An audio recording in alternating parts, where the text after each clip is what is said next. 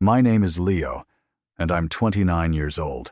If you had told me 5 years ago that I would be standing on a stage in New York City, blinded by spotlights, holding the heavy glass trophy for National Entrepreneur of the Year, I would have laughed in your face. Back then, I didn't even have a roof over my head. I didn't have $1 to my name.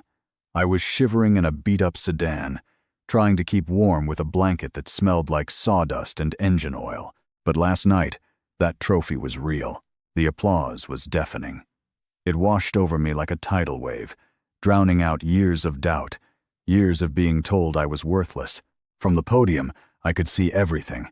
The front row was filled with investors, industry titans, and the press, and sitting right there in the center, beaming with pride, was an 82-year-old man in a tuxedo that was slightly too big for him. His hands were rough, calloused, and stained with walnut stain that never quite washes off. That man is Silas. He's the reason I'm alive. But if I squinted, past the bright lights, all the way to the back of the auditorium near the exit signs where they put the last-minute general admission tickets, I saw them. My biological parents, Dr. Vincent Sterling and Dr. Elena Sterling, the most prominent neurosurgeons in the state. They were craning their necks, trying to catch my eye. My mother was wearing her signature pearls, the ones she only wore to impress people. My father was holding his phone up, recording, probably already drafting a Facebook post about his successful son. They looked desperate. They looked small. When the announcer called my name, I didn't look at them. I walked straight off the podium and wrapped my arms around Silas. I held him tight, right there in front of the cameras, in front of the world, and as the flashbulbs went off, I saw the exact moment my biological parents realized the truth. They hadn't just been seated in the back row of the auditorium. They had been seated in the back row of my life. They were strangers. And the dusty old carpenter in the ill-fitting tuxedo was the only father I had left. Before I tell you how I went from a homeless outcast to the CEO of a luxury furniture empire, and how I got the ultimate revenge without saying a single mean word, please take a second to like this video and subscribe, but only do it if you believe that family is about love, not blood. Also, let me know in the comments, what time is it where you're watching this from? Now, let me take you back to the night my life fell apart. It was Christmas Eve, 5 years ago. The Sterling household was, as always, picture perfect. A 12-foot tree in the foyer, garland draped over the marble staircase, and classical music playing softly through the hidden speakers. It felt less like a home and more like a museum. Nothing was to be touched. Nothing was to be enjoyed. Everything was for show. I was 24, fresh out of college, and the black sheep of the family. In the Sterling family, you had two choices. You became a doctor, or you became a lawyer. My father was a surgeon. My mother was a surgeon. My older brother, Julian, was finishing his residency at Johns Hopkins. And then there was me, Leo, the disappointment. I had spent 4 years getting a biology degree I didn't want, just to keep the peace. But every spare moment I had, I spent in the garage. I didn't want to cut people open. I wanted to build. I wanted to create. I loved the smell of fresh cedar, the feel of a perfectly sharpened chisel slicing through oak, the magic of turning a rough log into a beautiful chair. That Christmas Eve, the air in the house was tense. We had just finished a silent, stiff dinner. My father wiped his mouth with a linen napkin and cleared his throat. "Leo," he said, his voice echoing in the large dining room, "we need to discuss your future. Julian has secured his fellowship. It's time you stopped playing games." I gripped my fork. "It's not a game, Dad. I'm good at woodworking. I have clients. I sold a custom dining table last week for $3,000. My brother Julian snickered. He took a sip of his wine, looking at me with that pitying smirk I hated. $3,000? That's cute, Leo. That's what I'll make in an hour once I'm specialized. You're playing with blocks. It's art, I said, my voice rising. It's manual labor, my mother interjected. She didn't even look up from her plate. We are Sterlings. We save lives. We don't sand tables. I'm not going to med school, I said. It was the first time I'd said it out loud. I'm not applying. The silence that followed was terrifying. My father stood up. He didn't yell. He was too dignified to yell. He just walked out of the room toward the garage. "Dad?" I called out. I followed him. My mother and Julian followed me. When we got to the garage, my heart stopped. My father was standing by my workbench.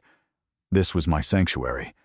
I had spent every penny I earned on my tools, Japanese hand saws, vintage planes I'd restored, chisels that were sharp enough to shave with. They were my babies. "You're not going to med school?" my father asked calmly. "No," I said. "This is what I love." "Then you don't need these distractions." Before I could move, he grabbed my toolbox, the big, heavy steel one. He walked to the garage door, hit the button, and the freezing December wind rushed in. Snow was falling heavily outside. "Dad, stop!" I yelled. He hurled the toolbox into the driveway. It hit the pavement with a sickening crash. I heard metal snapping. I saw my chisels scattering into the deep snow. My hand planes skidded across the ice. "Dad!" I screamed, running out into the snow in my socks. I fell to my knees, frantically digging through the powder, trying to find my tools. My hands went numb instantly. My father stood in the warm light of the garage, looking down at me like I was a stray dog he'd caught digging in the trash. "You have a choice, Leo," he said. His voice was cold, colder than the wind. "You can bring those tools back inside, put them in the trash can, and fill out your applications tonight. Or you can take them and leave." I looked up at him. Snow was melting on my eyelashes. "You're kicking me out? On Christmas Eve?" "I am refusing to support a failure," he said. "If you walk away from this family's legacy, you walk away from this family. No money, no trust fund, no house. You are dead to us." I looked at my mother. She was standing next to him, her arms crossed, shivering slightly in her silk dress. "Mom?" I pleaded. She looked at me, then looked at the snow covering my expensive Italian socks. "Victoria doesn't want drama," she whispered.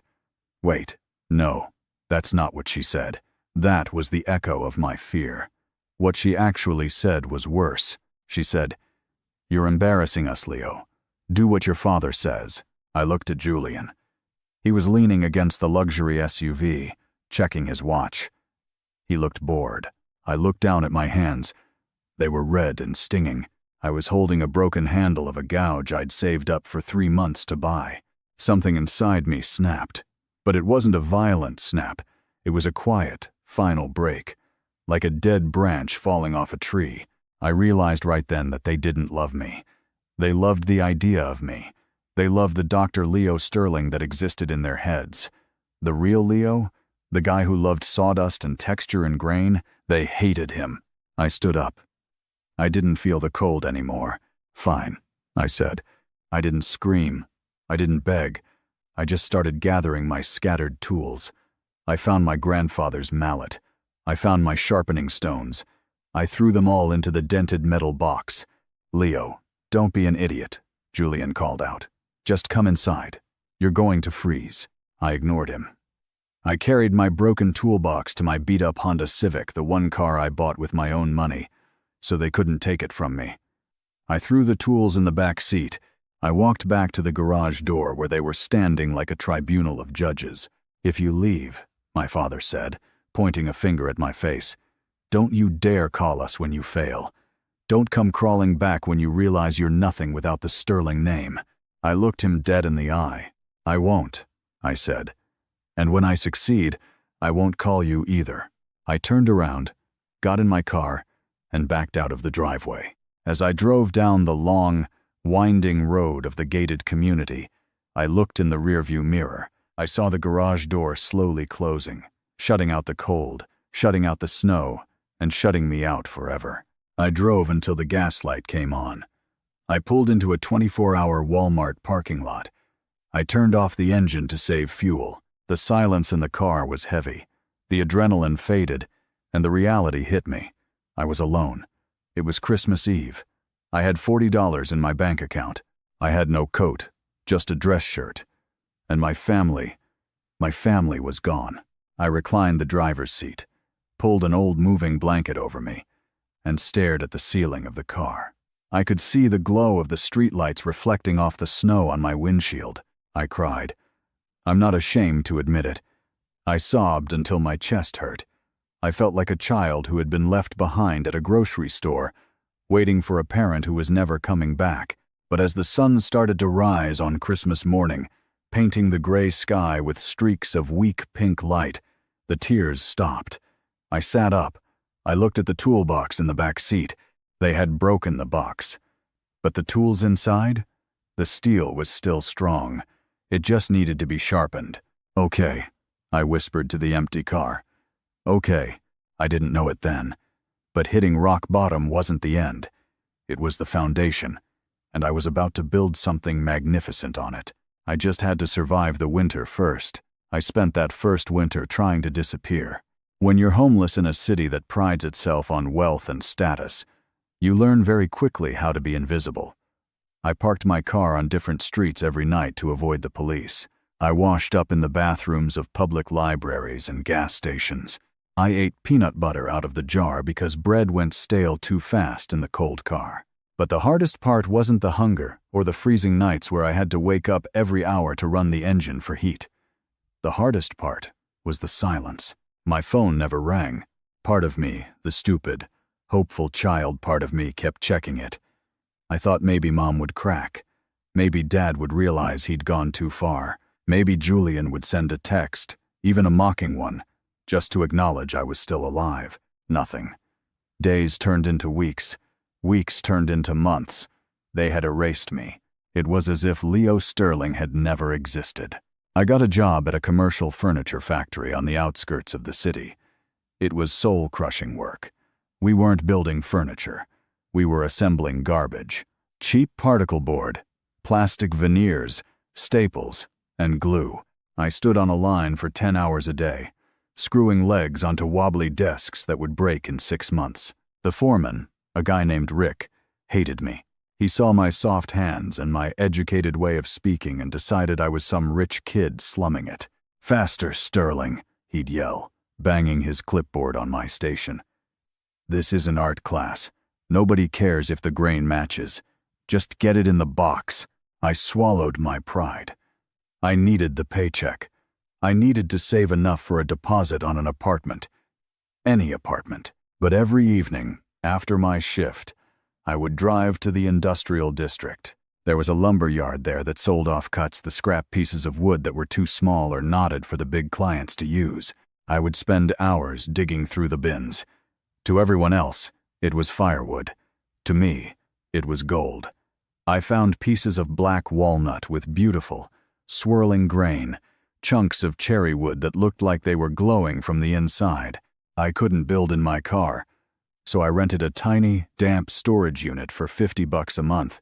No heat, no electricity, just a single light bulb hanging from the ceiling. That became my studio. Every night, I would set up my battery-powered lantern, put on my coat, and work. I used the hand tools I'd rescued from the snow. I sharpened my chisels until they could slice paper. I planed the rough scraps until they were smooth as glass. I made small things at first. Boxes, spoons, intricate little wooden puzzles. I poured all my loneliness, all my anger, and all my grief into those pieces of wood. When I was carving, I wasn't the homeless disappointment of the Sterling family. I was a creator. I was in control. One rainy Tuesday in March, I was at the lumber yard, digging through a pile of wet oak. "You're going to ruin that wood if you let it sit in the puddle, kid." I jumped and turned around. Standing behind me was an old man. He looked like he had been carved out of an ancient tree himself. His skin was leathery and deeply wrinkled. He wore a faded flannel shirt covered in sawdust, suspenders, and a newsboy cap pulled low over his eyes. He was leaning on a cane that I immediately recognized as hand-carved hickory. "I'm just looking for scraps," I said, stepping back. The old man squinted at me. He looked at my hands, stained with cheap factory glue but calloused in the right places. Then he looked at the piece of oak I was holding. "That's white oak," he grunted. "Quarter sawn. Whoever threw that away is an idiot." "What are you going to make with it?" "A jewelry box," I said. For, well, just to make it. The grain has a nice ray pattern right here. I traced the silver flecks in the wood. The old man's eyebrows shot up. You know about medullary rays? Yeah, I said. It's the best part of the oak. It shines when you apply finish. He stared at me for a long, uncomfortable moment. His eyes were sharp, blue and piercing. I'm Silas, he said. I have some heavy walnut slabs in my truck. My back is shot. You help me load them, and I'll give you that piece of oak for free. I didn't know it then, but I had just met the man who would save my life. I helped him load the truck. It wasn't just walnut. It was magnificent. 10-foot slabs of live-edge wood, heavy and dark and smelling of earth. When we finished, I wiped my hands on my jeans. Thanks for the oak, I said, turning to leave. Wait, Silas said. He was leaning against the truck, lighting a pipe. The smell of sweet tobacco filled the damp air. You look hungry. I paused. My stomach gave a treacherous growl. I hadn't eaten since lunch the day before. I'm fine, I lied. Bulls *** tea, Silas said. There's a diner down the street. I'm buying. Consider it payment for the labor. I wanted to say no. I wanted to keep my pride, but the thought of a hot meal made my knees weak. We went to a greasy spoon diner with flickering neon lights. Silas ordered enough food for an army. Burgers, fries, onion rings, coffee. He watched me eat with a strange intensity, like he was inspecting a piece of timber for defects. So, he said, after I had inhaled the first burger, you know wood. You have good hands. But you look like you're living out of your car. I froze. How did you know? I've been around a long time, kid. I know the look. Tired eyes, wrinkled clothes. You're guarding that backpack like it's got the crown jewels in it. I looked down at my plate. I had a falling out with my family. Over what? My career, I said. They wanted a doctor. I wanted this. I gestured vaguely at my hands. Silas chuckled. It was a dry, raspy sound. Fools. The world has enough doctors. It doesn't have enough people who can build a chair that doesn't wobble. He took a sip of his coffee. I own a shop. Silas Woodworks. Maybe you've heard of it. My jaw dropped. Heard of it? Silas Woodworks was legendary. They made bespoke furniture for senators, celebrities, and billionaires. A Silas chair cost more than my car. You're that Silas? I asked. I'm that Silas, he nodded. And I'm old. My hands shake now. I can't cut a dovetail to save my life anymore. I have a team of guys, but they're technicians. They're not artists. They don't feel the wood. He leaned across the table. Show me what you make. I hesitated, then reached into my backpack. I pulled out a small wooden bird I had carved the night before. It was simple, made from a scrap of cherry wood. I had sanded it until it was silky smooth. Silas took it. He didn't look at it. He closed his eyes and ran his thumb over the curves. He felt the balance, the texture, the finish. He opened his eyes. He didn't smile, but his expression had softened. You start tomorrow at 7 a.m., he said. $15 an hour. You can sleep in the loft above the shop. It's got a shower and a stove. Better than a Honda. I stared at him. I couldn't breathe. Are you serious? I don't joke about wood, kid. And I don't joke about talent. Be there at 7. Don't be late. He threw a $50 bill on the table and walked out. I sat there in the booth, clutching the wooden bird. And for the first time in 3 months, I didn't feel cold. The next year was a blur of sawdust and learning. Silas wasn't an easy boss. He was a perfectionist. He was grumpy. He yelled when I used the wrong grit of sandpaper. He made me redo a single joint 10 times until it was airtight. If you can fit a piece of paper in the gap, it's garbage, he would shout, throwing a chair leg across the room. But he was also brilliant. He taught me secrets that weren't in books.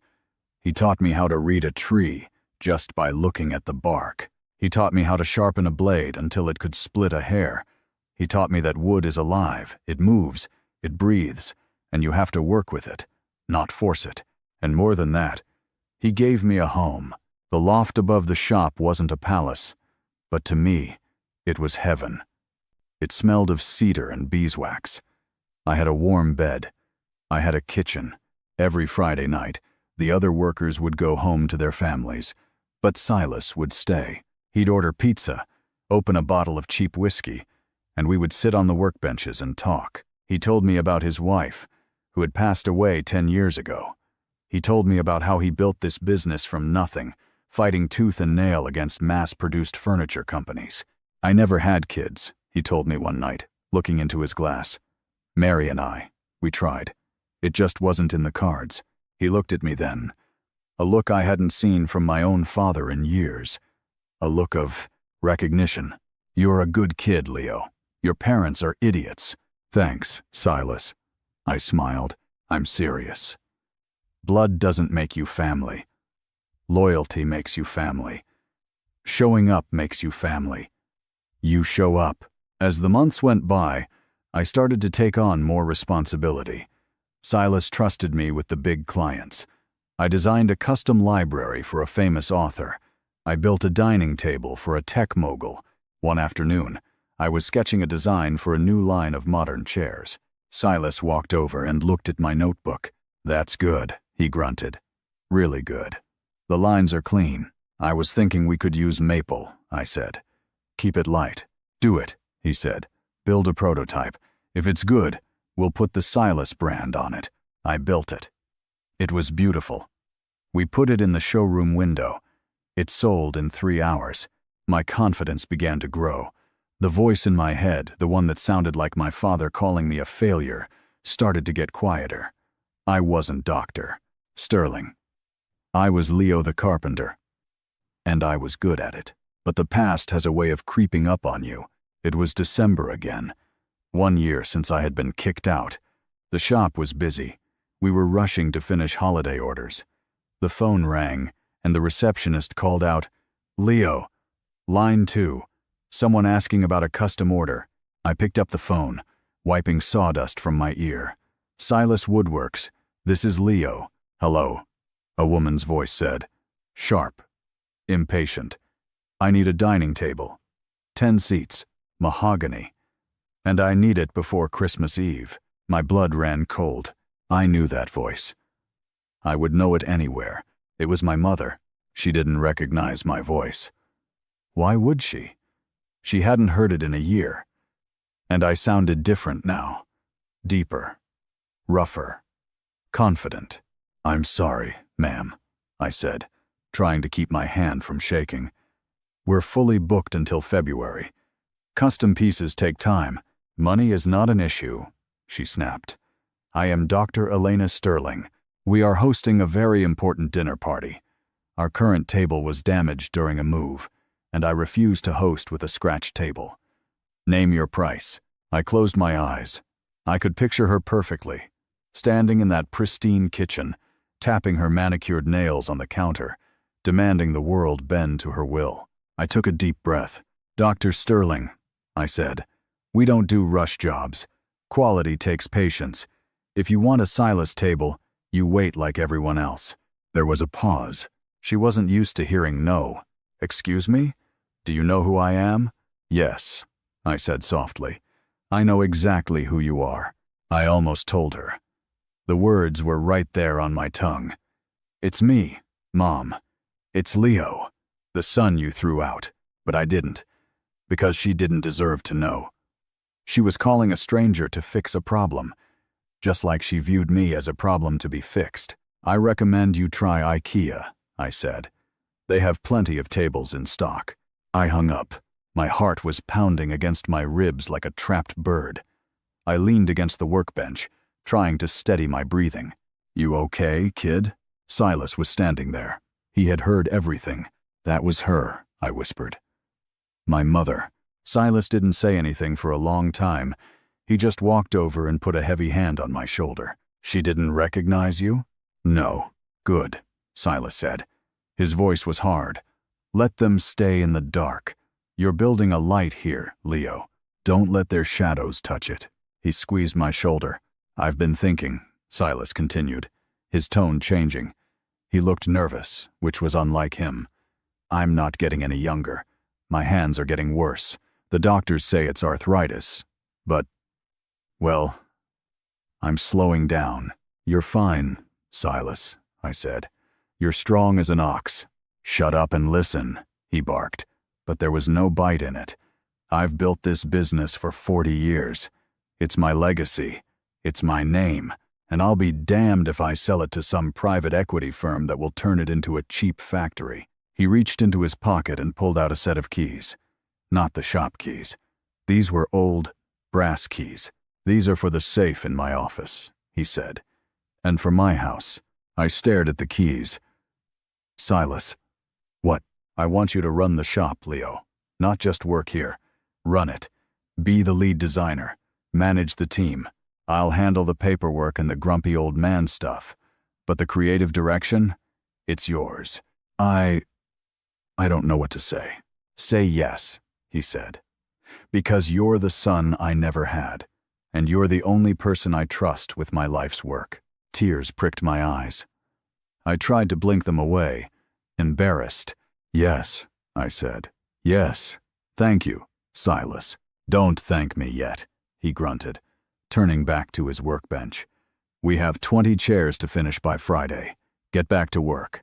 But as he walked away, I saw him wipe his own eye with the back of his hand. That Christmas Eve, exactly 1 year after I was exiled, was different. There was no tension, no judgment, no cold marble floors. We had a party in the workshop. The sawdust was swept into corners. We set up a long table made of mismatched planks. The guys brought their wives and kids. We ate pizza and wings and drank beer. Silas sat at the head of the table, telling stories, laughing louder than I'd ever heard him. I sat next to him, looking around at the warm, yellow light reflecting off the tools on the wall. I looked at the people laughing, sharing food, being real. My phone buzzed in my pocket. I pulled it out. It was a notification from Facebook. Julian Sterling posted a photo. I opened it. It was a picture of the Sterling family dinner. My parents and Julian, sitting at a table that looked suspiciously like a cheap rental covered in a tablecloth. They were smiling, their fake, practiced smiles. The caption read, "Perfect Christmas with the family. Blessed. Number Sterling legacy." There was no empty chair for me. They hadn't even set a place. I looked at the photo, and for the first time, I felt pity. They looked trapped. Trapped in their image, trapped in their expectations, trapped in a house that was a museum, not a home. I looked up at Silas, who was currently trying to teach a 5-year-old how to hold a hammer. He looked happy. He looked free. I put my phone away. "Hey, Leo," Silas called out. "Stop moping and help me cut this cake." "Coming, boss," I yelled back. I walked toward the laughter, leaving the phone and the Sterlings in the dark corner where they belonged. I thought I had found my happy ending. I thought this was it. I was a carpenter. I was safe. But life has a way of twisting the knife just when you think you've healed. 3 years later, Silas collapsed in the workshop. The sound of a heavy body hitting a concrete floor is something you never forget. It's a dull, flat thud that vibrates through the soles of your feet. I was at the table saw, cutting a piece of cherry wood, when I heard it. I didn't even have to look. I knew. Silas. I killed the saw and ran. He was lying by the planer, clutching his chest. His face, usually flushed with the heat of work, was gray. A terrifying, ash-gray color that I had seen before in medical textbooks I was forced to read, but never in real life. "Silas, stay with me," I screamed, ripping my phone out of my pocket. My hands were shaking so hard I could barely dial 911.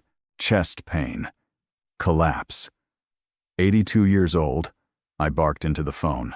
I held his hand while we waited for the ambulance. His grip, usually strong enough to crush a walnut, was weak, fluttering. The order, he wheezed, his eyes losing focus. "Finish. The order. Forget the damn order, Silas." I was crying now, tears cutting tracks through the sawdust on my face. "Just breathe. The ambulance ride was a blur of sirens and flashing lights. I sat in the back, holding his hand, praying to a God I hadn't spoken to since that Christmas Eve. "Don't take him, please. You took my family. Don't take my father." At the hospital, they wheeled him behind double doors. The nurse stopped me. "Family only beyond this point," she said, her clipboard raised like a shield. I froze. Family only. Legally, I was nothing. I was an employee, a roommate, a friend. But on paper, I was a stranger. I'm his son," I lied. The words tasted like iron in my mouth. She looked at me. She looked at my sawdust-covered clothes, my panicked eyes. Then she looked down at her clipboard. She knew I was lying. Silas had no listed next of kin.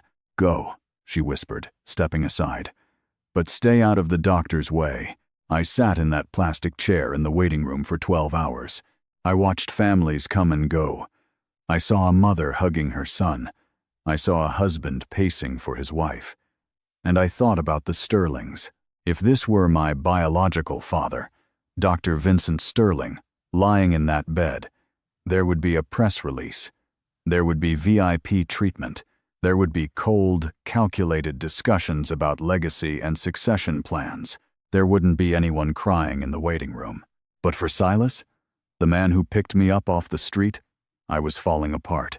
Finally, at 3 a.m., a doctor came out. "He's stable," the doctor said. It was a severe myocardial infarction, a heart attack. We put in 2 stents. He's lucky you were there. Another 10 minutes, and he wouldn't have made it. I let out a breath I felt like I'd been holding for 5 years. "Can I see him?" "He's sedated." But yes, briefly. I walked into the ICU. Silas looked so small in the bed. The tubes and wires made him look fragile, like a piece of antique furniture that was starting to crack. I sat by his bed and took his hand. "I'm here, Silas," I whispered. "I'm not going anywhere." And I meant it. The recovery was slow. Silas couldn't work in the shop anymore. The dust was bad for his lungs, and the stress was bad for his heart. He was confined to the office, or the porch of his house. That meant everything fell on me. I became the face, the hands, and the heart of Silas Woodworks. I threw myself into the work with a ferocity that scared me. I wasn't just building furniture anymore. I was building a fortress. I wanted to make the company so successful, so undeniable, that nothing could ever hurt us again. I launched a new collection. I called it the Phoenix line. It was symbolic.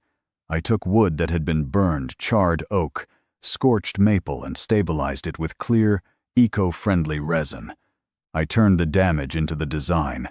The black, burnt cracks became rivers of texture. It was a metaphor for my life. For Silas's life, the collection exploded. Architectural Digest featured it. New York Magazine called it the most visceral design debut of the decade. We had orders coming in from Dubai, London, and Tokyo. But here is where things got complicated. The press wanted to interview the designer. They wanted to put a face to the name. I was terrified. If I went on camera, if I put my face on the cover of a magazine, the Sterlings would see me. They would know that their failure son was now a success. And you might think, isn't that what you want? To rub it in their faces? No, not yet. I didn't want them to see Leo Sterling. I didn't want them to claim credit. I didn't want my father to say, "See, he has my surgeon's hands." I didn't want my mother to say, "He gets his artistic eye from my side of the family." I wanted to be completely, utterly separate. So, I stayed in the shadows. I did interviews via email.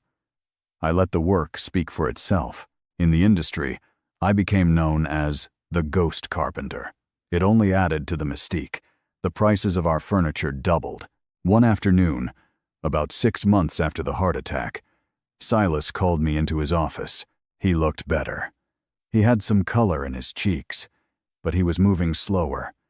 He was sitting behind his massive oak desk, a file folder in front of him. Sitting across from him was a woman in a sharp gray suit. "Leo, come in," Silas said. "Close the door." My stomach dropped. Was this it? Was he selling the company? Was he dying? Leo, this is Mrs. Gable. She's my attorney. I nodded to her, my throat tight. Nice to meet you. Sit down, son, Silas said. I sat. Silas opened the file folder. He ran his hand over the papers inside. Leo, he started, his voice gravelly. That heart attack scared the hell out of me. Not because I'm afraid of dying. I've lived a good life. I miss my Mary. I'm ready when the time comes. He looked me in the eye. I was scared because of you. Me? I asked. I'm fine, Silas. The business is doing great. Not the business, he said impatiently. You, the person. Leo, if I had died that night, do you know what would have happened? I shook my head. The state would have stepped in, Mrs. Gable explained softly. Since Silas has no will and no immediate family, the business, the house, the assets, everything would have gone into probate.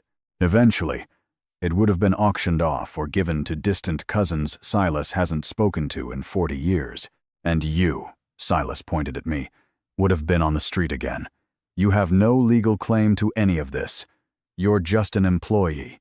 I stared at the floor. He was right. I had built this empire with him, but legally, I was a ghost. I can't let that happen, Silas said. I won't let that happen. You are the one who sat by my bed. You are the one who saved my life. You are the one carrying my legacy. He pushed the folder toward me. Read it. I opened the folder. The top document was titled, Petition for Adult Adoption. I froze. I read the words, but my brain refused to process them. Silas Arthur Vance, petitioner, seeks to adopt Leo James Sterling, adoptee, as his legal child and heir. I looked up at him. My vision was blurry. Adoption? I whispered. But I'm 28. Adult adoption is perfectly legal in this state, Mrs. Gable said. It establishes a permanent legal parent-child relationship. It grants full inheritance rights. It creates a new birth certificate. New birth certificate? I asked. Yes, Silas said. He leaned forward. It means legally, Vincent and Elena Sterling are no longer your parents. I am. He took a shaky breath. It also means you can change your name. If you want to. I looked at the old man. The man who taught me how to carve. The man who bought me a burger when I was starving. The man who yelled at me when I messed up and hugged me when I succeeded. Why? I asked, my voice cracking. Why would you do this? Silas's eyes were wet. Because a father chooses his son, he said. Your first father chose his ego. I'm choosing you. I want you to be Leo Vance. I want the world to know that you belong to me, and I belong to you. I looked at the paper. For 5 years, I had carried the name Sterling like a curse. It was a heavy, cold chain around my neck. It reminded me every day that I wasn't good enough, that I was a disappointment. Silas was offering me a key to the lock. I picked up the pen. My hand was trembling, but not from fear, from relief. Where do I sign? Mrs. Gable pointed to the line at the bottom.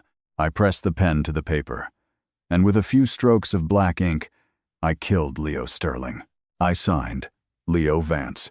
When I looked up, Silas was crying openly. He stood up, walked around the desk, and pulled me into a hug. It wasn't a polite hug. It was a crushing, desperate, fatherly hug. Welcome to the family, son, he whispered into my ear. Thanks, Dad, I choked out. It was the first time I had called him that, and it felt right. It felt like coming home. We kept the adoption quiet. It was our secret, a private victory. But the business? The business was becoming impossible to hide. The irony of the universe is cruel. While I was shedding the Sterling name, the Sterlings were trying to buy my furniture. My brother, Julian, was now a fully licensed neurosurgeon. He had married a woman who was just as shallow as he was. They had bought a massive, soulless mansion in the same gated community as my parents, and they needed to fill it. I found out through our sales manager, Sarah. Hey, Leo, she said one morning, walking into my office. We got a huge inquiry for the Phoenix line. A dining table, coffee table, and a custom bedroom set. It's a 6-figure order. Great, I said, not looking up from my sketches. Who's the client? A Dr. Julian Sterling. My pen stopped moving. I looked up. Who? Julian Sterling. He says he's a big deal surgeon. He wants the ghost Carpenter to design it personally. He says money is no object. I laughed. A dark, cold laugh that startled Sarah. Money is no object. Of course. It never was for them. Tell him we're busy, I said. Leo, come on, Sarah argued. It's $100 grand. We can't just turn that down. I sat back in my chair. I spun a pen between my fingers. I thought about Julian throwing snowballs at me while I dug for my tools. I thought about him calling me a failure, and then I had an idea. You know what? I said, a slow smile spreading across my face. Take the order. Sarah looked relieved. Okay, good. I'll send the invoice. But, I added, tell him that the lead designer Silas's son will personally oversee the installation. Tell him we want to make sure it's perfect for such a distinguished client. Sarah looked confused. Silas's son? You mean you? Yes. But don't say my name. Just say Mr. Vance. Okay. Sarah said slowly. Why the mystery? Marketing. I lied. This was it. The trap was set. I spent the next 3 months building Julian's furniture. And I poured my soul into it. Not out of love, but out of spite. I wanted it to be the most beautiful thing he had ever owned. I wanted him to brag about it to all his rich friends. I wanted him to love it more than he loved anything else in his house. Because when the reveal finally came, I wanted the loss to sting that much more. The timeline aligned perfectly with the National Entrepreneur of the Year awards. Silas Woodworks had been nominated. I had been nominated. The ceremony was to be held in New York City in December. 5 years almost to the day since I left home. I knew my biological parents would be there. My father, Vincent, had donated a wing to a hospital that year. He was expecting some philanthropic award. They would be in the audience. It was time. I went to Silas. Dad, I said, I'm going to the award ceremony. Silas looked up from his newspaper. You hate those things, I know. But I think it's time we showed the world who runs this company. Silas studied my face. He saw the fire in my eyes. He knew exactly what I was planning. Are you sure you're ready? He asked. Once you ring that bell, you can't unring it. I'm ready. Good. Silas grinned, his eyes twinkling. Then I'm coming too. I need to buy a tuxedo. You have a tuxedo, I said. It's from 1975, he replied. If we're going to war, I want to look sharp. We flew to New York. The night of the ceremony was electric. The air smelled of expensive perfume and ambition. We sat at the center table. I kept my head down, wearing dark glasses until the lights went down. I saw my biological parents walk in. They were 2 tables away. They looked older. My father's hair was white. My mother looked thinner, sharper. They looked right past me. They saw a young man in a tailored suit sitting next to an old man. They didn't see their son. They saw a stranger. The ceremony dragged on. Finally, the host took the stage for the main event. And now, the host announced, for the National Entrepreneur of the Year. This award goes to a visionary who took a dying art form and revitalized it for the modern age. His company has grown 400% in 2 years. Please welcome the CEO of Silas Woodworks. I stood up. I buttoned my jacket. My biological parents were clapping politely, looking bored. The host continued. Leo Vance. I stepped into the spotlight. The name Vance meant nothing to them. They were still clapping, but as I walked toward the stage, and the giant screen projected my face in high definition 10 feet tall, I saw the moment it happened. I saw my mother freeze. Her hands stopped in mid-clap. Her mouth opened slightly. She grabbed my father's arm. My father squinted at the screen. He put on his glasses. And then, his face went pale. They recognized me, but they were confused. Leo Vance? Who is Leo Vance? That looks like Leo Sterling. But Leo Sterling is a homeless failure. Leo Sterling is dead to us. I walked up the stairs to the podium. I took the trophy. It was heavy. It felt like justice. I leaned into the microphone. The room went silent. I looked directly at table 12, directly into the eyes of Vincent and Elena Sterling. "Thank you," I said. My voice was steady, amplified through the massive speakers. 5 years ago, I was told that working with my hands was a waste of a life. I was told that if I didn't have a certain last name, I was nothing. The crowd was rapt. They loved a good underdog story. I stand here tonight, I continued, not as a doctor, not as a lawyer, but as a carpenter. I pointed to Silas, who was beaming in the front row, and I stand here as the proud son of the only man who believed in me, Silas Vance. The crowd erupted in applause, but I wasn't done. I saw my mother stand up. She was shaky. She started moving toward the stage. She thought this was her moment. She thought she could just walk up there and reclaim me. "Oh, look, my successful son. It was all a misunderstanding." I saw the security guard step forward, unsure of what to do. This was it. The collision course we had been on for 5 years. I gripped the podium. "But before I go," I said, "I have one more announcement." I signaled to the tech guy in the back. The screen behind me changed. It wasn't a picture of furniture. It was a picture of the invoice for Julian Sterling's order, and next to it, a picture of the legal adoption papers. The crowd gasped. They didn't understand the context, but they knew drama when they saw it. My mother stopped in the aisle. She stared at the screen. She saw the name Julian Sterling on the invoice. She saw the name Leo Vance on the adoption decree. She realized, in front of 2,000 people, that she had lost. I looked at her. "Family," I said into the mic, "is not about DNA. It's about who is there when you fall." And to the people who weren't there, I paused. The silence was deafening. "Thank you. Your rejection was the best thing that ever happened to me." I walked off the stage, but the night wasn't over. The Sterlings weren't going to let me walk away that easily. They were cornered, embarrassed, and furious. And as I walked backstage with Silas, I heard the click-clack of high heels running after me on the concrete floor. "Leo," my mother's voice. I stopped. I turned around. She was standing there, breathless, with my father and Julian right behind her. The confrontation I had avoided for 5 years was finally here.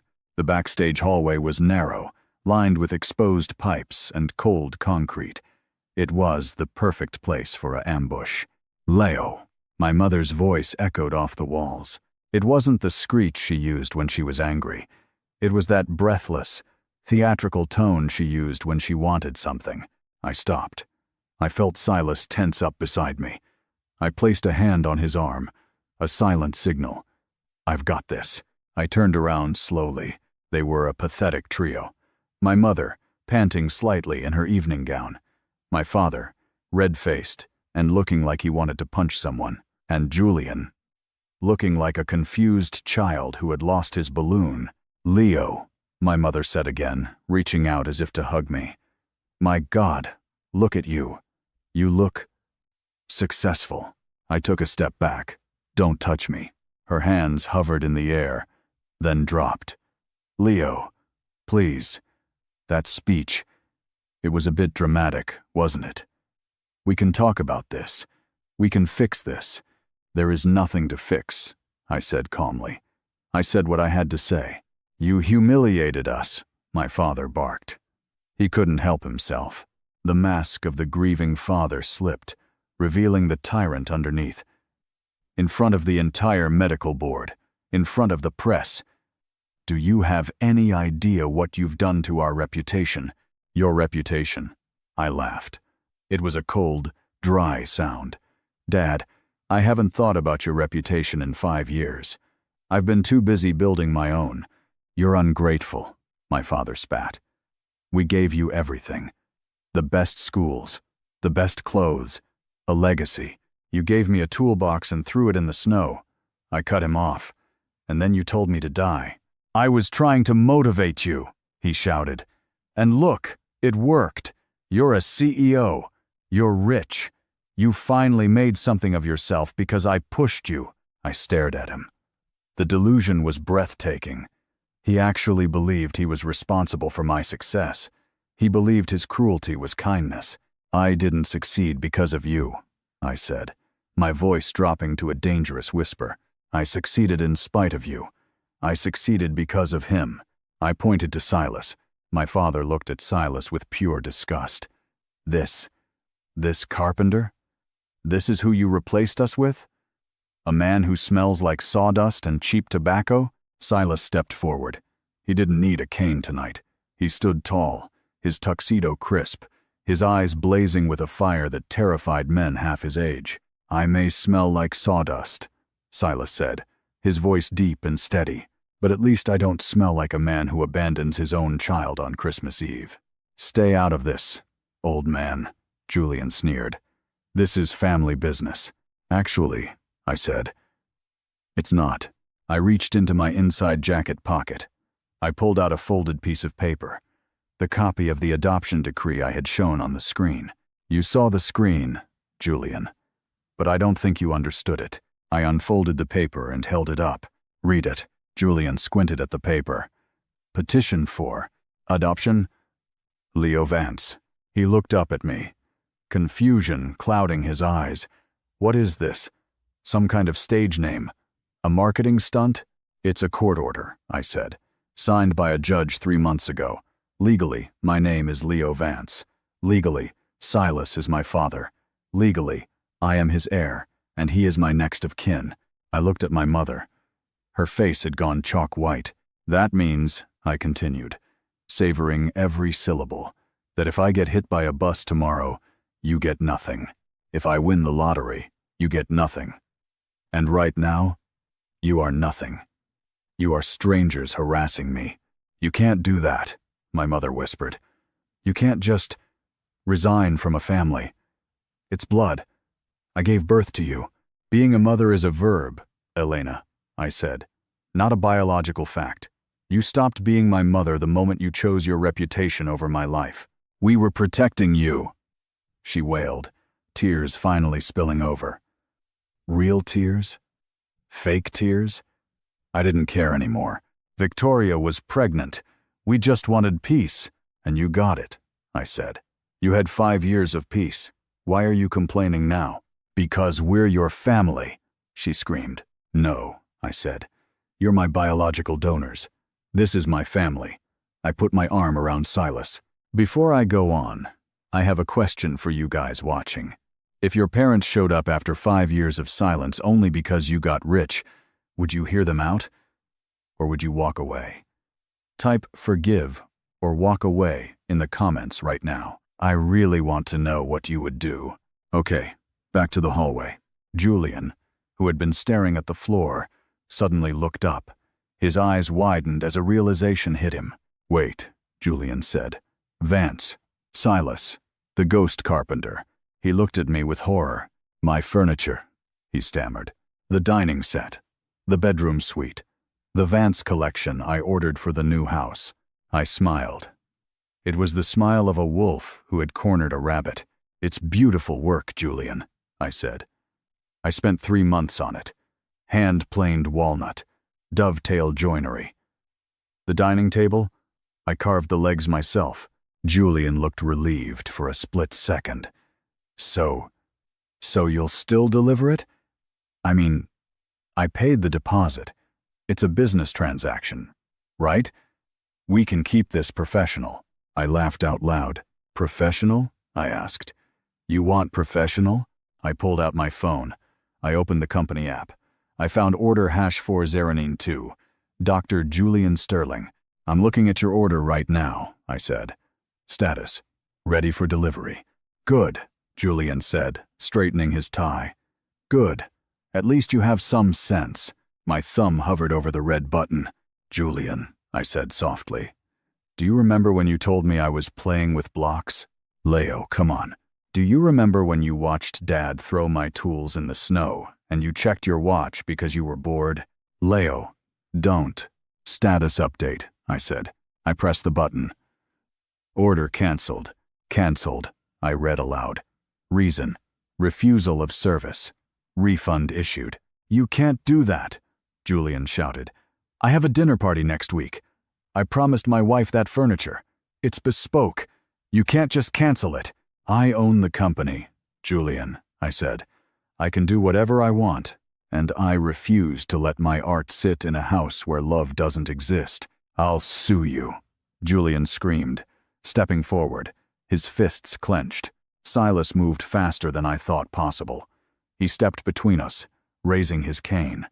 The heavy hickory tip pointed directly at Julian's chest. Take one more step, Sonny, Silas growled, and I'll show you what a carpenter does with a piece of rotten wood. Julian froze. He looked at the cane, then at the security guards who were finally running down the hallway toward us. Is there a problem here, Mr. Vance? The head of security asked, looking at me. I looked at the Sterlings. My biological father was shaking with rage. My mother was sobbing into a tissue. My brother looked like he was about to vomit. I felt light. The weight I had carried for 5 years was gone. Yes, I said to the guard. These fans are getting a little aggressive. They don't have backstage passes. Can you please escort them out? Of course, sir. The guard turned to my father. Sir, you need to leave, now. I am Dr. Vincent Sterling, my father sputtered. I am a donor to this venue. I don't care if you're the Pope, the guard said, grabbing his arm. Move.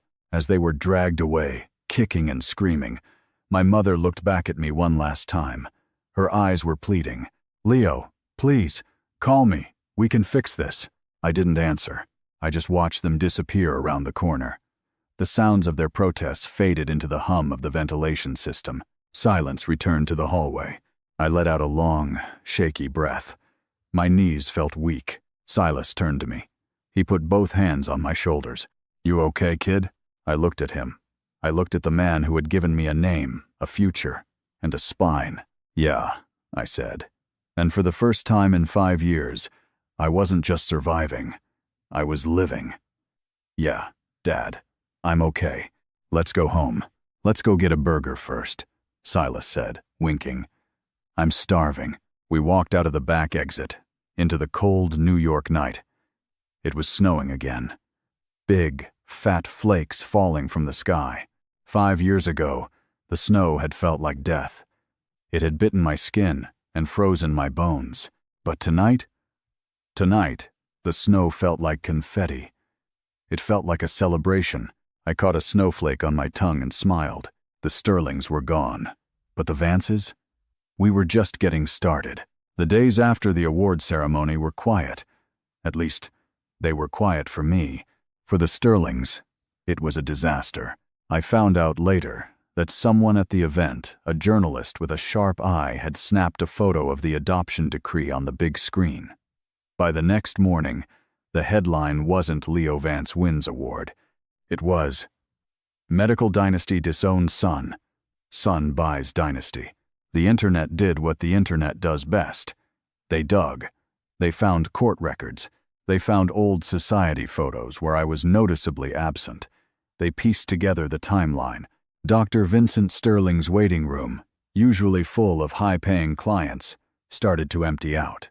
People don't like surgeons who cut their own children out of their lives. It makes them wonder what else they're capable of cutting. Julian tried to sue me for breach of contract over the furniture. His lawyer laughed him out of the office. You can't force an artist to create. I expected them to rage. I expected them to scream. But about 2 weeks after the ceremony, a letter arrived at the workshop. It was on thick, cream-colored stationery, the kind my mother used for thank-you notes after gala dinners. I sat on the back porch of Silas's house, our house, with a mug of coffee. The winter sun was weak but bright. I opened the envelope. Dear Leo, your father and I have been doing a lot of thinking. We forgive you for the scene you caused in New York. We understand that you were hurt, and acting out is part of your process. I laughed. I actually laughed out loud. They forgave me? The audacity was almost impressive. We are willing to put this behind us, the letter continued. We are willing to welcome you back into the fold. We can even discuss a position for Mr. Vance in the family foundation, perhaps as a consultant. We are a family, Leo, and families stick together. Love, Mom. P.S. Please unblock Julian. He needs to ask you about a loan for his practice. I read it twice. 5 years ago, this letter would have broken me. I would have read between the lines, searching for a crumb of affection. I would have accepted their forgiveness just to be allowed back in the warm house. But now, I looked at the fireplace where Silas was napping in his armchair. I looked at the dog sleeping at his feet. I looked at the life I had built, a life of honest work, real laughter, and unconditional love. I didn't feel angry. I didn't feel sad. I felt nothing. They were strangers trying to negotiate a business deal, and I wasn't buying. I didn't write back. I didn't burn the letter in a dramatic fit of rage. I simply folded it up, walked to the recycling bin, and dropped it in next to the junk mail. That was the last time I ever thought about the Sterlings. 5 years have passed since that night in New York. 10 years since I was kicked out into the snow. Life is different now. Silas is 87. He moves a lot slower these days. He doesn't come down to the workshop much, but he still sits on the porch, whittling small figures out of basswood, criticizing the squirrels for burying nuts in his flower pots. And me? I'm not just a CEO anymore. I'm a father. A real one. I want you to meet someone. If you could see me right now, you'd see a toddler sitting on my workbench. His name is Arthur. Arthur Silas Vance. He's 2 years old. He has wild curly hair and sawdust in his pockets. Yesterday, Arthur grabbed one of my expensive chisels. My biological father would have screamed. He would have snatched it away. He would have lectured him about the cost of steel, but I just watched him. I walked over, gently took the sharp tool from his hand, and replaced it with a small, wooden mallet I made just for him. "This one is for you, buddy," I said. "Let's build something together." Arthur banged the mallet on the bench, laughing. It was the best sound I had ever heard. Better than applause. Better than any award. Silas walked in then, leaning heavily on his cane. He watched Arthur hammering away at a scrap of pine. "He's got the hands." Silas smiled, his eyes crinkling at the corners. "He can be whatever he wants," I said softly, looking at my son. "He can be a carpenter. He can be a doctor. He can be a poet. He can be a vagabond." I picked Arthur up and held him close. He smelled like baby shampoo and cedar. "As long as he knows he's wanted," I said. "As long as he knows this door is always open, even if he fails. Especially if he fails." Silas nodded. He reached out and touched Arthur's cheek. "That's the legacy, Leo," Silas whispered. "Not the money, not the furniture, the love. That's the only thing that lasts. I'm telling you this story not to brag about my success. I'm not telling you this to make you hate my biological parents. I'm telling you this because I know there is someone watching this right now who feels like I did that Christmas Eve. Maybe you're the black sheep. Maybe you're the disappointment. Maybe you're sitting in your car right now, wondering why you aren't good enough for the people who are supposed to love you. I need you to listen to me. Your value is not determined by their approval. You are not a stock to be traded. You are not an investment that needs to yield a return. You are a human being. They told me I was nothing without their name. They were wrong. I found my name in a dusty workshop. I found my father in a stranger who shared his lunch. I found my family in the people who chose me back. Biology is an accident. Love is a choice. If the family you were born into doesn't know how to love you, you have the right to go find a family that does. It might be scary. It might be cold for a while. You might have to sleep in a Honda Civic and eat peanut butter for dinner. But I promise you, there is a Silas out there waiting for you. There is a workshop waiting for you. There is a life waiting for you that is so much better than the one you're fighting to stay in. Don't wait for them to change. They won't. Change the lock. Change the name if you have to. Build your own table. And then, invite the people who actually deserve a seat. I'm Leo Vance. I'm a carpenter. I'm a father. And I am finally, truly, home. Thank you for listening to my story. It wasn't easy to tell, but if it helped even one of you feel a little less alone, then it was worth it. If you've ever had to choose your own family, or if you've ever been saved by a stranger's kindness, please tell me about it in the comments. I read every single one, and if you want to support this channel and hear more stories about resilience and revenge, please hit that like button and subscribe. It really does help. Remember, you are the architect of your own life. Don't let anyone else hold the blueprints.